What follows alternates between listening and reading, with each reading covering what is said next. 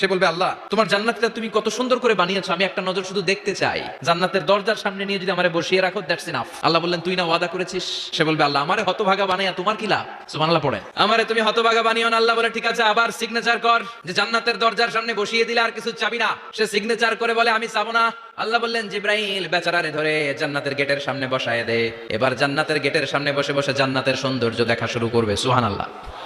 ওই হতভাগা লোকটা বলবে আল্লাহ এত সুন্দর জান্নাত তুমি বানালা, চোখ দিয়ে সৌন্দর্য দেখি, কান দিয়ে আওয়াজগুলো শুনি, হুর আর গেলমান হেঁটে বেড়ায়, এত সুন্দর জান্নাত চোখ দিয়ে দেখি ঢুকতে পারি না, আমারে কষ্ট দিয়ে তোমার কি লাভ?